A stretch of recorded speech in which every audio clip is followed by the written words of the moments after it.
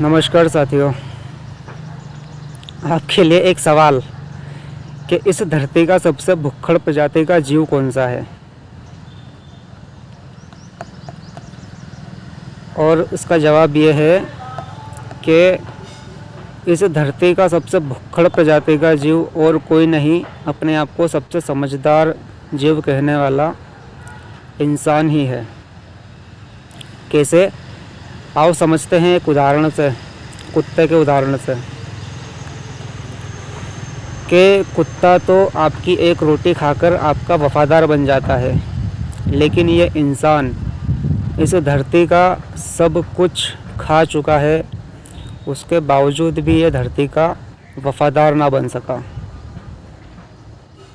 Example चाहिए तो example ले लो।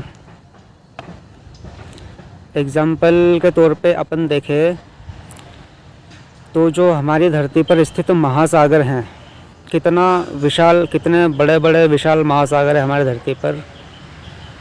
उस महासागरों के अंदर जो स्थित जीव जंतु हैं, मछलियाँ वगैरह जो भी है, कितने प्रकार की मछलियाँ हैं। अंतरिक्ष से ज़्यादा एक्सप्लोर करना कठिन चीज़ महासागरों को एक्सप्लोर करना माना जाता है। महासागरों को एक्सप्लोर करना कठिन माना जाता है अंतरिक्ष के मुकाबले, ऐसा। तो उस महासागर के अंदर जितने जीव जंतु थे, जैसे कि मेरा मुद्दा है पर्यावरण, क्लाइमेट चेंज, तो मैंने जिज्ञासावश जानना चाहा कि जैसे मांसाहार तो दूसरा कारण है ही हमारे पर्यावरण को बर्बाद करने में, तो मैंने जिज्ञासावश ये जानना चाहा कि मांसाहार अगर कारण है पर्यावरण को बर्बाद करने का, तो मांसाहार तो इंसान मछलियाँ भी खाता है मांसाहार के अंदर में। तो मैंने चैट जीपीटी से पूछा कि मुझे बताओ कि इंसान समुद्र के अंदर रहने वाले कितने प्रतिशत जीवों को मार के खा चुका है। सीधा सा सवाल किया मैंने उससे, तो उसने मुझे जवाब दिया 90% जीवों को मार के खा चुका है, इतने बड़े महासागर में। ये डाटा दिमाग हिला देने के लिए काफ़ी है। आप मैंने इसका स्क्रीनशॉट लिया था, आप इसे देख सकते हो। और चैट जीपीटी भी सारी जानकारी गूगल से एकत्रित करके देता है हमें विस्तार से। फिर मैंने सोचा लगे हाँ, तब ज़मीन पर रहने वाले जीवों का भी आंकड़ा ले लिया जाए। तो मैंने उससे यही पूछा वापस कि अच्छा अब बताओ कि ज़मीन पर रहने वाले कितने प्रतिशत जीवों को मार के खा चुका है भुक्खड़ इंसान। तो उसने मुझे बताया 83% जीवों को मार के खा चुका है ये इंसानी नाम का भुक्खड़ जीव। क्योंकि मैं शाकाहारी हूँ, तो मैं इन इंसानों की लिस्ट में नहीं हूँ। आप कौन से लिस्ट में आते हो, आप अपने आप को उस लिस्ट में रख लेना।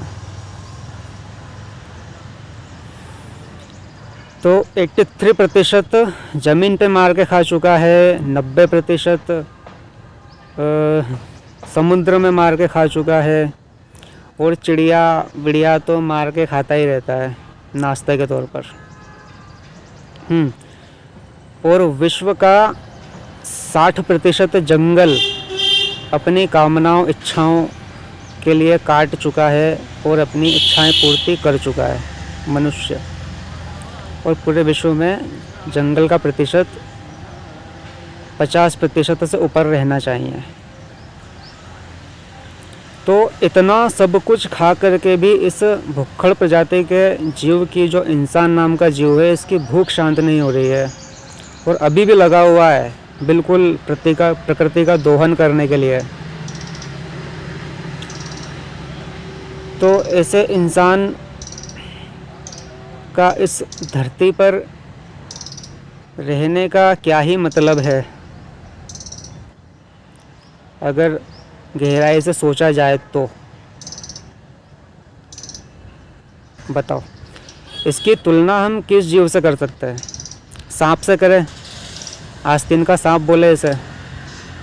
आस्तीन का सांप बोलना भी अच्छी बात नहीं, क्योंकि वो हमारे भगवान शिव के गले का हार है। उससे तुलना नहीं की जा सकती। बिच्छू से करें, बिच्छू से भी नहीं कर सकते हैं, क्योंकि मादा बिच्छू जो होती है वो अपने बच्चों को 10-12 बच्चे उसके जो भी होते हैं अपनी पीठ पे बिठा के उन्हें ज़िंदगी भर घूमती है या फिर कुछ टाइम तक घूमती है कि उसके बच्चे उसी को खा ले और अपना भरण पोषण करे। तो एक मादा बिच्छू भी अपने बच्चों के लिए बलिदान दे देती है अपना, लेकिन ये इंसान है कि बलिदान मांगता है जीवों का, मासूम जीवों का। तो बिच्छू से भी तुलना करना, बिच्छू का अपमान करना होगा, सांप का अपमान करना होगा। फिर किससे करें? मधुमक्खी, वो भी जहरीली होती है थोड़ी बहुत। मधुमक्खी से भी नहीं कर सकते, क्योंकि उसका बनाया हुआ प्रोडक्ट जो शहद होता है वो भी सालों साल चलता है, कभी ख़राब नहीं होता है वो। मधुमक्खी भी हमें खाने के लिए शहद देती है। तो अब कौन सा जहरीला जीव बचा हुआ है? मेरे ख्याल से कोई नहीं बचा अब इतना जहरीला जितना इंसान है। तो ले दे करके इंसान की तुलना किसी भी जानवर से करना उस जानवर का अपमान है। आज की तारीख में इतना भुक्कड़ प्रजाति का ये जीव हो गया है, और विकास लीलाएं तो आज भी इस धरती पे ऐसा कर रहा है पूरे विश्व में यह इंसान भुक्कड़ प्रजाति का, कि आज भी रुकने का नाम नहीं ले रहा है। और इसकी ये भूख पृथ्वी को ख़त्म करके ही शांत होगी। पृथ्वी ख़त्म, साथ में इंसान ख़त्म। इस लेवल की भूख है इस भुक्कड़ इंसान की आज।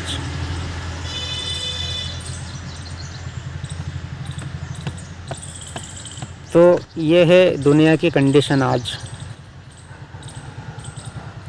अब इस पर हम क्या कर सकते हैं? कुत्ते का एग्जाम्पल मैंने समझाने के लिए लिया था। मैं सभी कुत्ता प्रजाति से माफ़ी मांगना चाहूँगा, एक समझाने के लिए उदाहरण दिया था बस।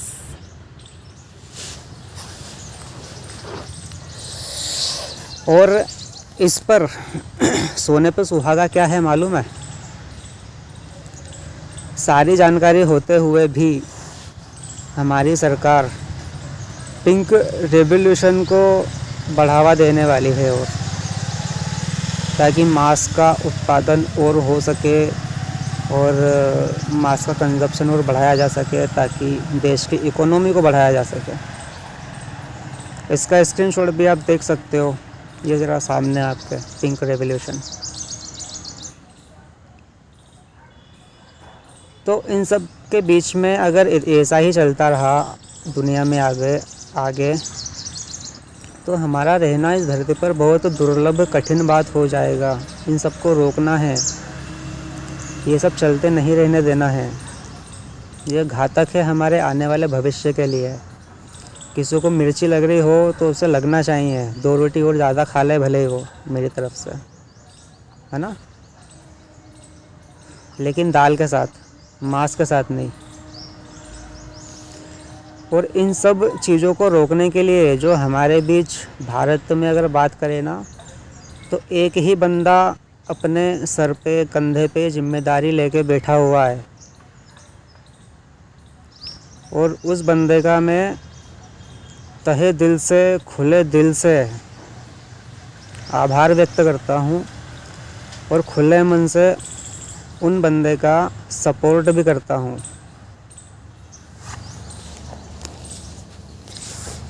अगर फ़िलहाल अभी वो अद्वैत की शिक्षा दे रहे हैं, गीता पढ़ा रहे हैं, इतना जान के आप समझ गए हो तो अच्छी बात है कि उनका नाम क्या है।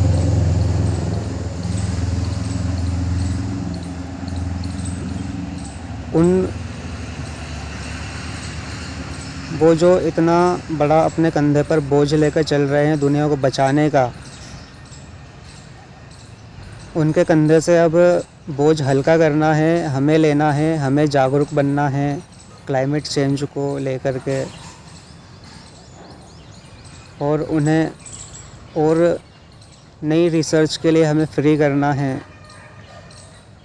क्योंकि वो ऑलरेडी एक बंदे हैं जो सत्य को सत्य की तरह सामने रखते हैं और दुनिया को जीने के लिए एक नई दिशा की ओर अग्रसर करते हैं। वो और कोई नहीं, हमारे माननीय मिस्टर आचार्य प्रशांत हैं। मुझे बहुत अच्छा लगेगा कोई और आ जाए, जो काम मैं कर रहा हूं अपने कंधों पे ले ले, मुझे मुक्त कर दे। मैं अभी काहे के लिए अपनी जिंदगी लगा रहा हूं? एक तो मैं वो काम कर रहा हूं जो इन धर्मगुरुओं से करा नहीं गया। मैं तुम्हारा काम कर रहा हूं, जबकि मैं तुम्हारी कोटि का हूं नहीं। मैं कोई बचपन वाला सन्यासी नहीं हूं कि बचपन में ही चुलई धारण कर दी थी, शिखा कर दी थी और गुरुकुल में भेज दिया गया था। मैं गुरुकुल की पैदाइश नहीं हूं, मैं आम अहमदाबाद की पैदाइश हूं। मुझे ये काम नहीं करना था, मुझे ये काम जबरदस्ती करना पड़ रहा है, क्योंकि जिनके कंधे पर इस काम का दारोमदार था वो सबके सब निखट्टू निकले। उन्होंने धर्म बर्बाद कर दिया, उन्होंने सनातन धारा दूषित कर दी, वो पृथ्वी को खा रहे हैं। मैं उनका काम कर रहा हूं और मेरा एहसान मानने की जगह मुझ पर आक्षेप कर रहे हैं कि धर्मगुरु जैसे नहीं लगते। भैया, न तो मैंने तुम्हारी परंपराओं में दीक्षा ली है, न तुम्हारी संस्कृति में दीक्षा ली है। मैंने दीक्षा सीधे उपनिषदों से ली है और मेरे उपनिषदों ने मुझे नहीं कहा है कि आप स्वेटशर्ट नहीं पहन सकते।